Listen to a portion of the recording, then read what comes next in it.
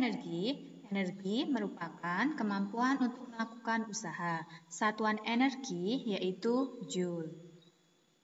Oke, sekarang yang pertama akan kita pelajari tentang energi potensial.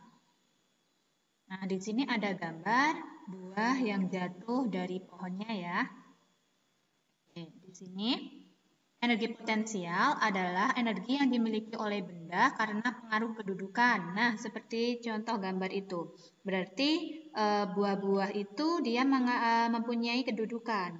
Dia mempunyai ketinggian. Artinya mempunyai kedudukan itu dia tidak ada di atas permukaan tanah. Seperti itu ya.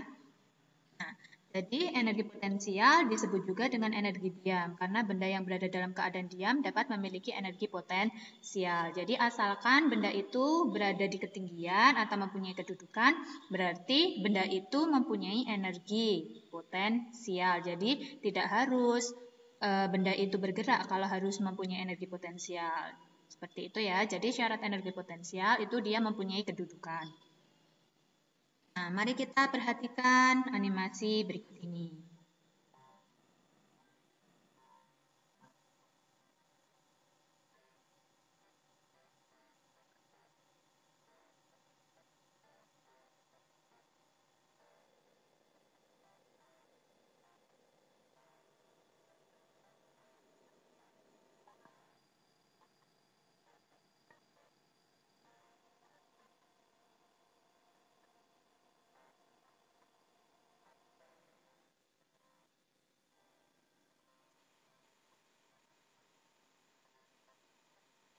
Jadi dari animasi tersebut ya, jadi buah yang jatuh dari ketinggian mempunyai energi potensial.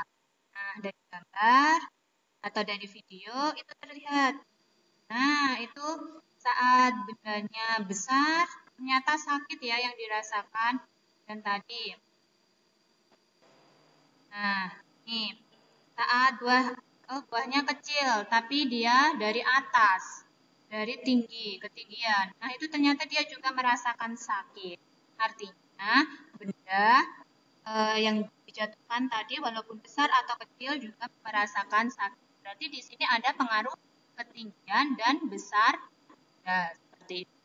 Nah, untuk mengetahui bagaimana hubungan antara ketinggian dan massa benda, mari kita lakukan percobaan seperti sekarang kita akan melakukan percobaan untuk membuktikan bahwa energi potensial itu sebanding dengan massa dan energi potensial itu sebanding dengan ketinggian. Di sini saya sudah menyediakan dua buah kelereng.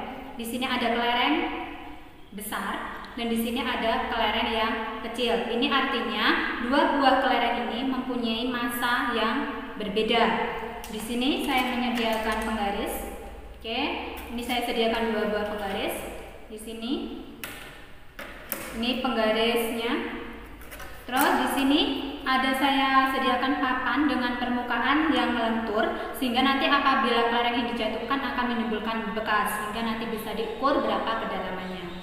Sekarang yang pertama kita akan melakukan percobaan untuk membuktikan bahwa energi potensial itu sebanding dengan ketinggian. Nah, kalau sebanding dengan ketinggian, nih kita gunakan yang ini. Sebanding dengan ketinggian berarti kita menggunakan massa yang sama. Saya ambil yang kelereng besar. Ini saya jatuhkan dari ketinggian 50 cm. Di sini 50 cm. Di sini menimbulkan bekas gini. Sekarang kita turunkan. Ini dengan ketinggian 30 cm. Nah, ini menimbulkan segini. Nah, sekarang kita ukur kedalamannya.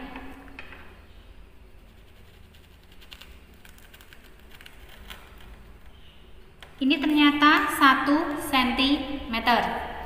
Terus yang ini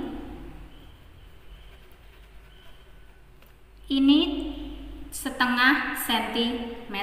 Nah, kedalaman dari lubang yang dihasilkan dari jatuhnya kelereng ini menunjukkan bahwa itu adalah besarnya energi potensial. Berarti ini terbukti bahwasanya semakin tinggi lubang yang dihasilkan itu semakin dalam, artinya energi potensialnya juga semakin besar. Dan ini tadi yang ini itu ketinggiannya dikurangi sehingga dia semakin rendah. Lubang yang dihasilkannya pun juga semakin rendah, hanya 0,5 cm. Ini menunjukkan bahwa energi potensial itu sebanding dengan ketinggian. Untuk percobaan yang kedua, kita akan membuktikan bahwa energi potensial itu sebanding dengan massa. Nah, berarti di sini yang akan saya variasi itu adalah massa benda. Ada kelereng besar dan kelereng kecil. Nanti ketinggiannya kita buat sama. Saya membuat 30 cm saja. Nih.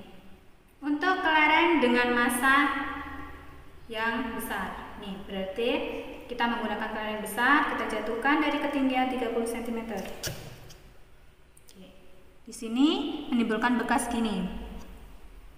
Terus yang kedua, menggunakan kelereng yang kecil, berarti massanya juga kecil. Oke. Ini bekasnya hampir tidak kelihatan. Oke, kita ukur. Ini yang besar 0,5 cm. Terus yang ini dia hampir tidak kelihatan. Kurang dari 0,3 cm. Nah, di sini berarti menunjukkan bahwa massa yang besar dia menimbulkan bekas lubang yang dalam juga, sehingga ini mengindikasikan bahwa energi potensialnya juga besar. Terus energi potensial untuk massa yang kecil ini diindikatorkan dengan lubang bekas yang sangat dangkal.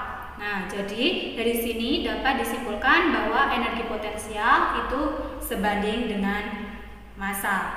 Dari percobaan yang sudah kita lakukan, ternyata terbukti bahwasannya energi potensial itu sebanding dengan massa dan energi potensial juga sebanding dengan ketinggian. Nah, setelah melakukan percobaan, tadi di video ya sudah dijelaskan juga berapa hasil-hasilnya. Di sini akan Ibu tuliskan. Nih, menjatuhkan kelereng dengan ukuran sama dari ketinggian berbeda. Artinya apa? Ini massanya sama, ketinggiannya berbeda. Artinya pengaruh ketinggian terhadap energi potensial. Dari praktikum didapatkan data bahwa kelereng besar yang dijatuhkan dari ketinggian 30 cm itu menghasilkan kedalaman lubang 0,3 cm. Sedangkan untuk kelereng besar yang dijatuhkan dari ketinggian 50 cm ternyata kedalaman lubangnya 0,5 cm. Artinya apa? Misal kita analogikan, kedalaman lubang itu sebagai besarnya energi potensial yang dimiliki benda. Nah, berarti di sini semakin tinggi benda, maka energi potensialnya juga semakin besar. Semakin tinggi benda dijatuhkan, maka lubang akan semakin dalam. Ini berarti energi potensial benda juga besar, sehingga energi potensial sebanding dengan ketinggian. Kemudian data yang kedua, menjatuhkan kelereng dengan ukuran berbeda dari ketinggian yang sama. Oke, berarti ini kelereng ukurannya berbeda, artinya mempunyai massa yang berbeda, tetapi ketinggian yang sama atau mempunyai posisi yang sama. Nah, di sini didapatkan hasil bahwa dengan kelereng besar itu kedalaman lubangnya 0,5. Dengan kelereng kecil kedalaman lubangnya 0,3. Nah, dari data ya dapat terlihat bahwa semakin besar kelereng atau massanya semakin besar, ternyata kedalaman lubangnya juga semakin dalam. Artinya apa? Semakin besar benda yang dijatuhkan, maka lubang akan semakin dalam. Ini berarti energi potensial benda juga semakin besar, sehingga energi potensial sebanding dengan massa. Oke, jadi didapatkan kesimpulan dari praktikum tadi bahwasannya energi potensial gravitasi itu sebanding dengan ketinggian dan energi potensial gravitasi sebanding dengan massa. Kalau dituliskan secara matematis, EP itu sama dengan mGh, di mana EP itu energi potensial, M-nya massa benda, dalam satuan kilogram, G-nya percepatan gravitasi, satuannya meter per sekon kuadrat, dan H itu ketinggian, satuannya meter. Nah, selain dimiliki benda, ternyata energi potensial itu juga dimiliki oleh pegas atau benda elastis. Contohnya di sini ada pegas ya. Nah, energi ini dimiliki oleh benda-benda elastis. Energi ini muncul ketika benda-benda elastis ukurannya berubah dari ukuran ketika posisi bebas. Contohnya dia diregangkan seperti itu. Nah, persamaannya menjadi F sama dengan K kali X. Ya, maka dari sini EP atau energi potensialnya itu sama dengan setengah F kali X atau sama dengan setengah K X kuadrat, di mana F itu adalah gaya pegas, satuannya Newton, EP itu energi potensial pegas, satuannya Joule, K itu konstanta gaya pegas dengan satuan Newton per meter, dan X itu pertambahan panjang pegas dengan satuan meter. Nah, hubungan usaha dan energi potensial. Kemarin kita sudah mempelajari tentang usaha. Nah, sekarang apa sih hubungannya dengan energi potensial? Ternyata usaha merupakan perubahan energi potensial yang dimiliki benda.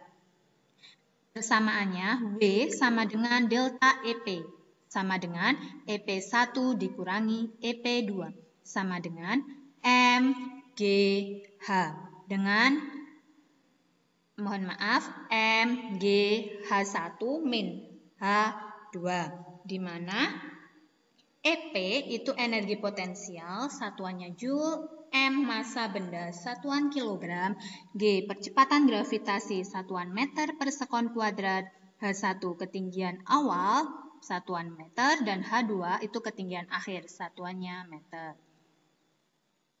Nah, contoh soal seperti ini. Sebuah benda 2 kg dijatuhkan dari ketinggian 10 meter di atas tanah. Tentukan usaha yang dilakukan oleh gaya berat jika ketinggian benda menjadi 2 meter di atas tanah. Nah, dari soal dapat diketahui bahwa massa benda itu 2 kg. Posisi awal itu atau H1 10 meter. Nah, kemudian dia dijatuhkan sehingga di H2 itu 2 meter. Nah, yang ditanyakan itu adalah usaha dari H1 ke H2. Dari yang kita pelajari tadi bahwasanya usaha itu adalah perubahan energi potensial. Maka W sama dengan delta EP. Sama dengan EP1 min EP2. Sama dengan mGh1 min H2. Sama dengan masanya tadi 2, G-nya 10. H1 kurangi H2 berarti 10 kurangi 2. Artinya 2 kali 10 dikali 8, 160 Joule. Sekarang energi kinetik. Nah, di sini ada contoh. Seseorang yang sedang bersepeda, artinya dia mengalami kecepatan atau mempunyai kecepatan. Nah, energi kinetik ini merupakan energi yang dimiliki benda karena gerakan atau kecepatannya. Besar energi kinetik sebanding dengan kecepatan dan massa benda. Jadi kalau energi potensial itu energi yang dimiliki benda karena kedudukan, tapi kalau energi kinetik ini adalah energi yang dimiliki benda karena dia bergerak. Jadi syaratnya itu harus bergerak atau mempunyai kecepatan seperti itu. EK sama dengan setengah mv kuadrat, di mana EK energi kinetik satuan Joule, M-nya massa benda dengan satuan kilogram, V kecepatan benda dengan satuan meter per sekon. Nah, sekarang hubungan usaha dan energi kinetik. Usaha merupakan perubahan energi kinetik yang dialami benda. W sama dengan delta EK sama dengan EK2 min EK1 sama dengan setengah mV2 kuadrat min V1 kuadrat. Ingat ya di sini bahwasanya harus dikuadratkan dulu baru dikurangi. Oke, di mana W itu adalah usaha, satuannya Joule, M-nya massa, satuan kilogram, V1-nya kecepatan awal benda, satuan meter per sekon, dan V2 itu kecepatan akhir, satuan meter per sekon. Nah, di sini ada contoh soal. Benda bermassa 50 kg bergerak dengan kecepatan 4 meter per sekon. Besar gaya yang diperlukan agar benda tersebut berhenti dengan jarak 10 meter dari tempat semula adalah, oke, dari sini ya, berarti massanya 50 kg. Kecepatan awalnya 4 meter per sekon, V2-nya 0 meter per sekon. Kenapa 0 meter? Karena sampai dia berhenti, artinya kecepatan akhirnya 0 atau V2-nya 0. Jaraknya atau S-nya itu 10 meter. Yang ditanyakan adalah F. Maka W itu sama dengan delta EK. Nah, perlu kita ingat kemarin bahwa persamaan W itu adalah F dikali S. Ya, oke, berarti F dikali S sama dengan setengah M V2 kuadrat min V1 kuadrat. Sehingga F dikali 10 sama dengan setengah dikali 50 dikali 0 kuadrat min 4 kuadrat. Sehingga F sama dengan min 400 per 10 sama dengan min 40 Newton. Artinya apa ini min? Nah, jadi besar gaya yang diperoleh adalah 40 Newton. Berlawanan arah dengan arah benda. Jadi minus itu artinya arah benda berlawanan dengan arah gaya. Atau gayanya berlawanan arah dengan arah benda. Makanya benda itu bisa berhenti. Kalau searah tidak mungkin bendanya itu akan berhenti. Pasti akan lebih cepat seperti itu. Nah, sekarang energi mekanik. Apa sih energi mekanik? Energi mekanik merupakan jumlah energi potensial dan energi kinetik. Energi mekanik suatu benda akan bernilai tetap jika tidak ada gaya luar yang bekerja pada benda tersebut. Persamaannya EM sama dengan EK plus EP. EM itu energi kinetik, satuan Joule. EK energi kinetik, satuannya Joule. EP energi potensial, satuannya Joule. Oke. Nah, demikianlah tadi pembelajaran hari ini tentang energi. Silahkan dipelajari lagi. Jangan lupa selalu jaga kesehatan, stay at home. Kalau memang terpaksa harus keluar rumah, jangan lupa untuk menggunakan masker, jaga jarak, dan jaga kebersihan juga. Sekian dari Ibu. Wassalamualaikum warahmatullahi wabarakatuh.